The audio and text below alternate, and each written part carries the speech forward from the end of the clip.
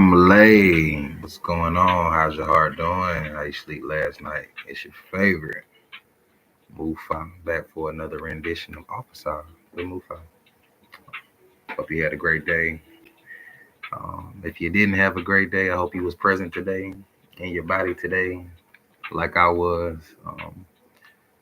Yeah, man, coming again for another rendition of your favorite late night shindiggery with the healer that knows how to tap them heart buttons, man. How's your heart doing? Shout out to the brand, man. We finna get more merch. We finna crank this stuff back up, man, because that seems to be the call. That seems to be what spirit is pushing me to do right now, and that is be seen, to show up. You know, um, even when I don't feel like it, even when I don't feel good. So that's what I'm doing. Um, Tonight, want to come on and basically, again, in this theme of introducing myself, reintroducing myself to the world, talk a little bit about what it means. Like, what the fuck is a psycho-spiritualist, right? Um, I have been moving as a healer, and on everything that you see me professionally on, I include that term psycho-spiritualist. Um, you're gonna see in the caption when I say no Dr. Umar, because I really want to be intentional with what I say tonight and how I break down, kind of how I show up through really being radically transparent and radically honest about myself. For those of y'all who are new here, I am a trained psychotherapist. Got a degree and I got my master's in counseling psych. So it ain't just a whole bunch of woo woo. It's a whole lot of academic training experience. My first job, I got my degree in 2014. So we're talking about 10 years, over 10 years of me, yeah, operating in this role. I went from an internship, practicum situation to my first job as a substance abuse counselor. From there, it saw me my bachelor's undergrad as in urban planning, community planning, and urban studies. So what is that? The study of how this society and world is built. Like I was telling my mother, at an HBCU, people have this idea that at HBCUs there's like these just black ass majors and you learn about African American history, and it's like that's not the case. I would argue that urban planning is probably the blackest degree at my alma mater in terms of breaking down the history of how our people in America have had to experience, um, this country, and what it looks like for white people to imagine a world for them where to them we're property, right? Even when we became free, it was still, as we see now, still an effort to make sure that we were not included in the imagination of land of the free, home of the brave. They just meant brave Christian straight white man. So a lot of my theory and a lot of how I move as an abolitionist, I wrote my first book, came out of Crown in 2013. And, again, I wrote my book. I'm in grad school to be a therapist, a counselor. Just understanding what abolition, liberation theory, um, under trying to really find what my, methodology is as a therapist. We go and learn about Carl Jung and Freud and, all these white, pioneers of Western psychology, but they don't really integrate and teach us about, the Malidoma Somays of the world, who really break down what it means to have a mind, body, spirit connection.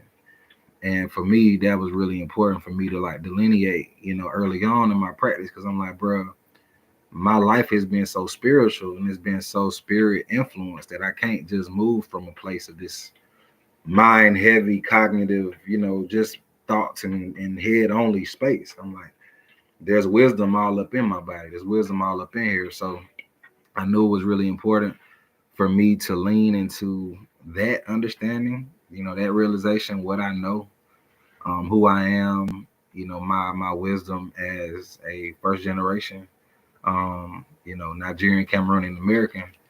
But I would say third, fourth, fifth, the more I learn and understand about my ancestors, the more I do this Sankofa shadow work, um, the more I'm being revealed as to who I am and how in my lineage, spirit being a spiritualist is a part of it.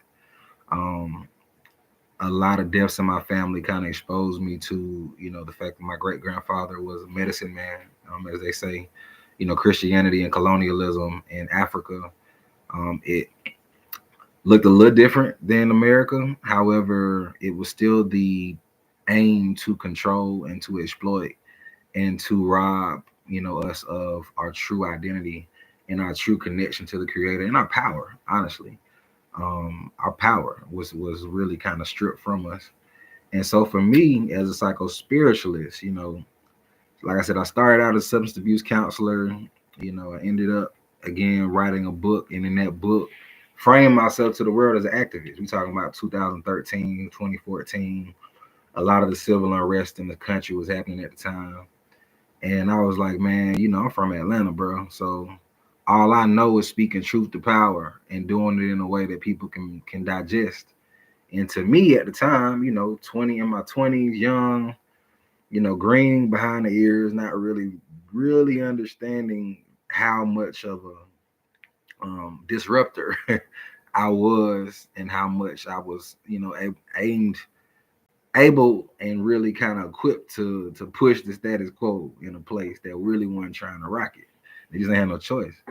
So stepped out like that, and a lot of that time again mixed in with my own personal struggles, my own personal losses, trying to get secure financially, trying to be a financially secure father, not having an understanding of where I'm going with my personal relationship at the time, battling with monogamy, not really, understanding that I didn't see a future with my daughter's mother. However, trying to find a balance of friendship and love so we could raise my daughter. It was a tough time. And one thing I want to frame for whoever watches this is like, as a healer, the one thing that sometimes we forget, especially in this capitalist society while we're showing up and working with clients, is that you are your first client and your most important client. And for me, again, you see these lekes on my neck. I'm an African traditional practitioner, religious ATR practitioner. I'm an Abarisha of the Lukumi Isheshe Ifa tradition. The house that I receive my hand of Ifa in is a Lukumi and Isheshe house. For those of y'all unfamiliar with what that is, it is essentially the pathways through which the Yoruba religious system known as Ifa actually came to the Americas. So Lukumi refers to the pathway through the islands, South America, through Dominican, Puerto Rico, Santa. You hear Santeria a lot, and the syncretism of the saints and how slaves had to essentially praise and worship the Orisha and worship, their, the spirits that embody the creator Olodumare and the nature spirits, through this syncretism with the Catholic saints and with the master's religion. So Isheshe just refers to traditional Ifa. So it just refers to what is practiced on the continent in Nigeria. And receiving my lekes in 2020, that path for me has been a rocky one. My background is not, again, first generation Nigerian Cameroonian. So my people are Edo, Esan, Edo people. And there's an Edo divination system. Actually predates E5, slightly. So the idea for me that what I'm doing now is not a becoming as much as it is a remembering of some very ancestral things that are in my bones. Like I said today on my social media, I said, you got a crowd of witnesses that know your name. You might not know theirs, but they know you and they've been waiting for you. And in my first ever, spiritual reading, again, on my mother's side, my grandfather's a Baptist preacher. I was speaking in tongues at the age of 8, 9 years old. Grew up in World Changers Church International off Old Net Burdette Road, College Park. Um, and very much know the Bible. Grew up having Bible study with my auntie. Ibaya Tonu, she just transitioned last year, and the mothers and the women who raised me. So very much everything about my life has been rooted in a spiritual walk, not just a talk. It's been really leaning and going into my prayer closet at an early age. Because growing up, grew up in a violent place, violent, a violent environment. I had a cousin who, the onset of schizoaffective disorder, schizophrenia hit her in the early 90s. And, around that time, I'm the oldest man in the house, oldest boy person in the house. And having to be aware that now I can't really just think about myself. I got to think about my brother. I got to think about my mama. I got to think about protecting myself. I'm just always on alert. That's been my nervous system majority of my life. So for me, it's taken me time, again, 10 years moving as a therapist in the world to really get to a place of groundedness to where I understand, like, man, all this shit for me, bro. You know what I'm saying? Shout out my nigga Phalo. All this shit for me, man. Like, the whole situation, me becoming a therapist, getting understanding the framework, knowing how to move in sessions with spirit.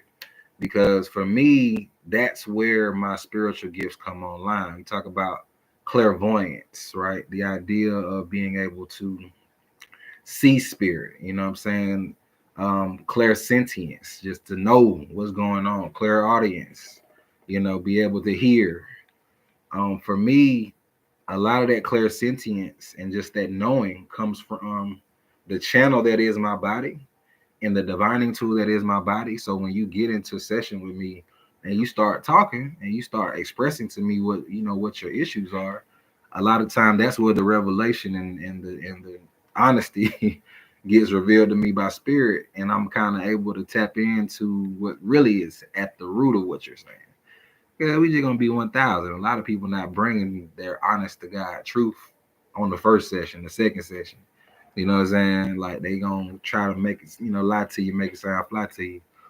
And so for me, when I say psycho-spiritualist, it is, the CBT, cognitive behavioral therapy, as a framework. However, for me, it's how do we tap into that shadow? How do we tap into that pain? How do we identify the wisdom and where your ancestors and where your lineage, where your spiritual court is trying to get your attention and talk to you through what you got going on? Because for a lot of us, there are pain points that bring you to me. However, as soon as the pain points go, now you go. As soon as shit start to turn around a little bit, now you feel like you don't got to sit in front of me no more. So it's easy to interrogate how you feeling when you ain't, when shit going wrong. But when it start going right, do you really have an assessment of how you move and how your defenses spiritually go down? How now you wide open and how now you not really hip to how spirit is actually trying to work with you. You're not really hip to the attacks. You are it's good, so to speak.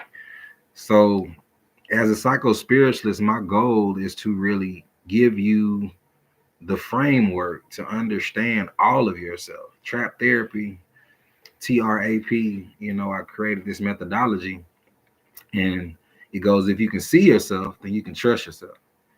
If you can trust yourself, then you can create a system, to move in, right? You can hold yourself responsible. You create a system, now you can hold yourself accountable and responsible for what you got going on. And when you hold yourself responsible to your system and the things you got in place, now you can provide, now you can progress, and now you can protect yourself and the things that you love in the way that you want. And so that TRAP is really a methodology and something I developed over the years and turned into a curriculum. My curriculum called Co-Sessions, my emotional awareness curriculum. And it's really just using the culture. It's really using, the tools that we have, the music, the art, the food, our bodies, right?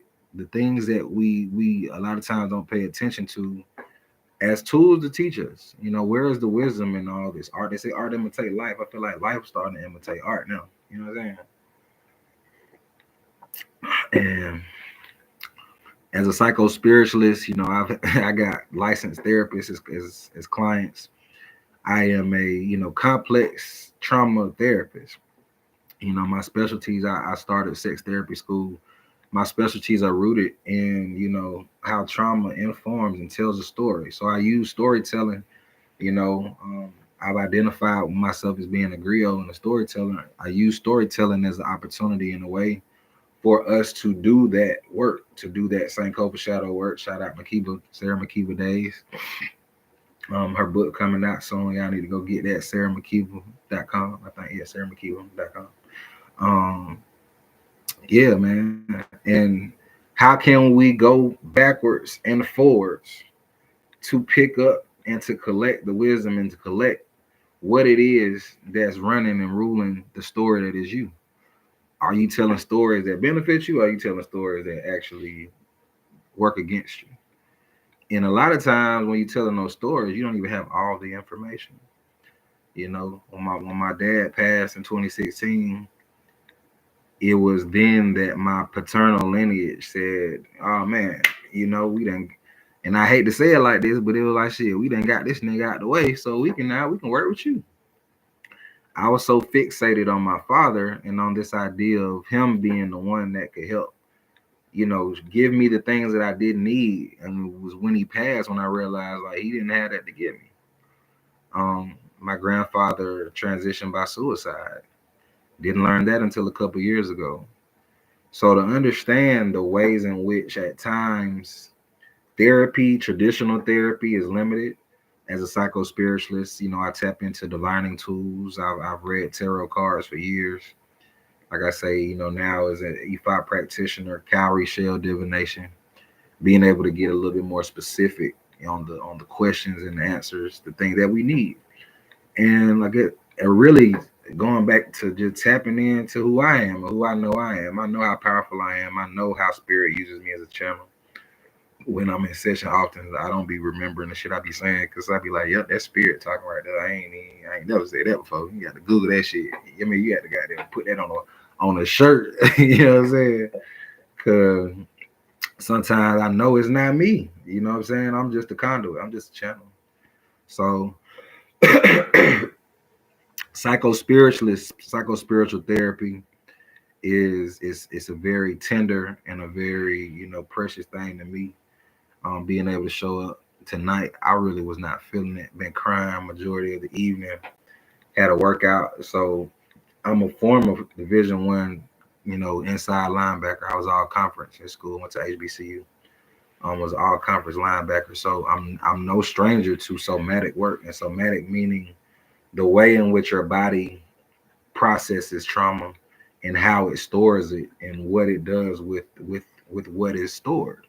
So, your left knee, when you dislocated that motherfucker in school, it got some of that, some of those insecurities, some of that doubt, some of those stories still in there. So how do you actually work with that? How do you actually lean into your body in ways that teach you and inform you of what's really driving the boat? You see what I'm saying? Mind, body, soul. It's that really, it's really that connection. You can't be too head heavy because again, your body has wisdom in it. Your body understands and knows a bit more at times than this right here.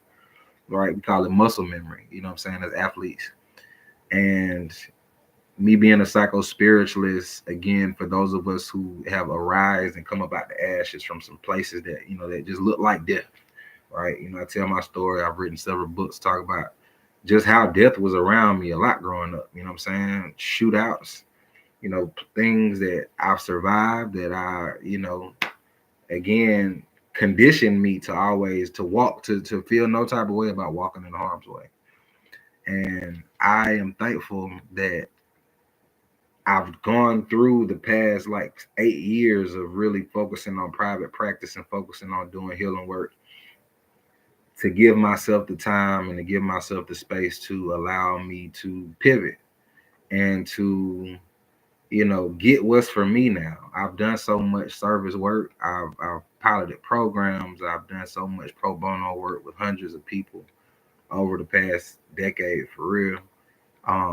Created safe spaces, Soul Sessions Huntsville. If you go on YouTube and type my name in, you can see Soul Sessions Huntsville, the conversation party space I created years ago. And just, showing up for y'all, showing up for humanity, right? So as a healer first, in the traditions of ATR, the Babalawo, the Padrino, the community worker and the community healer, for me, I've had to tap into my divination into spirit to be told really that I could be showing up like that forever and never have nothing for myself. And guess what, y'all? I love y'all, man. I really do, but I love me more. You know what I'm saying? And it's so important now that I archive this and I talk and I express really, how I feel, because I understand and I know that, one day my daughter's gonna watch this. One day the world's gonna see this. One day y'all are gonna be like, damn, bro, you really were at that point. And I'm like, yeah, I was. Like, it's hard for me to talk about just what feels like continual loss, right? You feel like a loser, my nigga, but you're not. You know what I'm saying? That's why when I say it's like a spiritualist, it's so important, because your perspective, the story that you tell about what's going on is everything. If I wasn't here right now, I just buried one of my mothers, my aunt who raised me.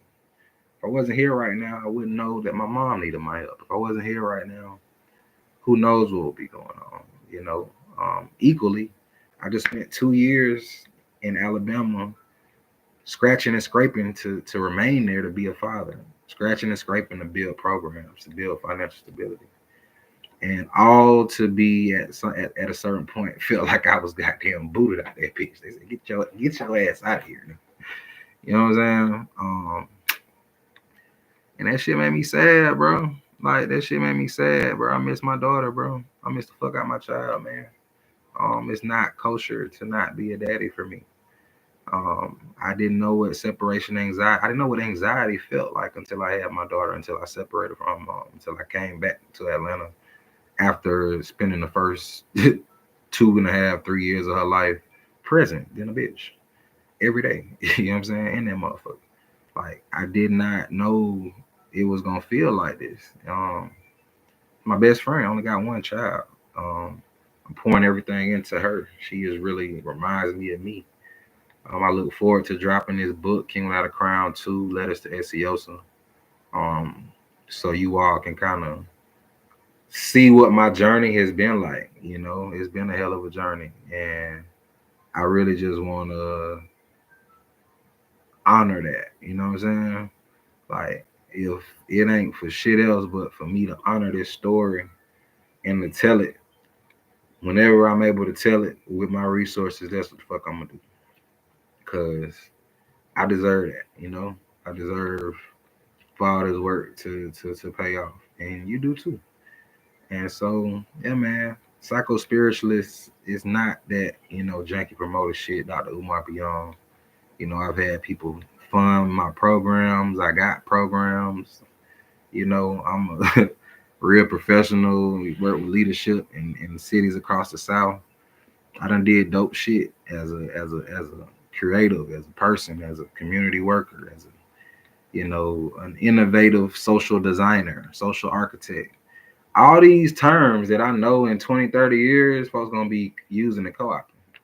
Because as a leader, it ain't even about who following you. It's just about you doing this shit first. You just going ahead, paving the path. And right now, I just want to focus on me paving the path, man. Um, we deserve that. I deserve that. I deserve support. I deserve love. I deserve to be seen. I deserve to be heard, because I got great shit to talk about, great shit to give. And at this point, where Black liberation really should be all you niggas focus, um, I was really pushed to come back here and talk my shit, because I know a little bit. You feel what I'm saying? And I'm a healer first, and we gonna talk about all this emotional shit. And I'm gonna stick to my expertise with the emotional shit as I do the community work. Like, I don't got a degree in urban planning for nothing. You know what I'm saying? I don't got programs and past performance with piloting programs and coming up with curriculum and teaching folks and getting $500,000 in grant funding for fucking nothing. I ain't got it for nothing. So y'all can come over here and learn this hard shit, and y'all can see the actual community building shit that come from it. You see what I'm saying? Cause like my boy Deontay Cal said, the love is the revolution. And I ask you niggas how your heart's doing. It's not for no fucking reason. It's so you can tell me how your heart's doing. Not that I'm good, bro. No, the fuck you're not. You need to go cry, nigga. I see it on your face. Your breath smell like goddamn Red Hours Rose, nigga. It's 10 o'clock in the morning. What the fuck you got going? You know what I'm saying? Like, that's really the reality for a lot of us, bro. Love is the revolution, and we don't know love unless that shit, you know what I'm saying, feel good to us. And a lot of time that shit just pretty poison, man. Pretty ass poison. Tasty poison, you know. Shout out to my fast, bro. I ain't smoked in almost a month now, and I'm very proud of myself. Cause 16-year-old food didn't smoke, didn't drink, didn't do nothing but jump fresh on niggas and play ball, run through niggas' shit, and getting back to a place where my mind is sharp. You know, my heart is tender as fuck always. However, my defense is my, you know what I'm saying? Like when I say them, the motherfucker being built with the best brick, my nigga, with the finest mud bricks, my nigga. When I say nigga, it's great wall of Benin over there, motherfucker. You know what I'm saying? I'm gonna be my sensitive self while protecting myself. Boundaries are nothing but the distance at which you can safely love yourself and others. So that's it. Don't think of boundaries as you know what I'm saying, trying to control motherfuckers and tell them what they can do and can't do. No. Boundaries are the distance at which you can be safe for you to love other people. So fuck what they got going on or what they doing. How are you going to protect yourself if you can see and accept the behavior and know that it's not conducive for your growth? That's the question. See what I'm saying? So this the real work that get done every day with my people. And yeah, man, shout out to my clients. Old clients where I missed sometimes I missed them days where I had 25, 30 folks on the clientele roster, man, because I just love working for myself. I done applied for like 12, 15 jobs a day. Also shit, like I'm just ready to get back to being a daddy for real, for real. And I need to bootstrap the shit I'm doing. So hey, we gonna do what we gotta do. You know, them degrees don't mean shit if you ain't applying them to help your people. And I got a couple of them, you know what I'm saying? But hey man, if I can't make this shit palatable and make sense to y'all, then what the fuck am I doing? That make no sense. So yeah. Psycho-spiritualist ain't nothing but a spiritualist who really a trained psychotherapist, man. You know, we got the frameworks, we got multiple frameworks, spiritual frameworks, you know, we got therapeutic frameworks. However, spirit leads and informs my practice. Can't work with everybody. Can't do everything, right? You know what I'm saying? The licensure board ain't what checked me. Spirit is what checked me. And for all these years, I have been working unlicensed. I say that shit because again, it's psycho-spiritualist. So divining tools, me using intuition and certain things. You can't put a motherfucking limit on spirit. You can't. I'm just trained for psychotherapy.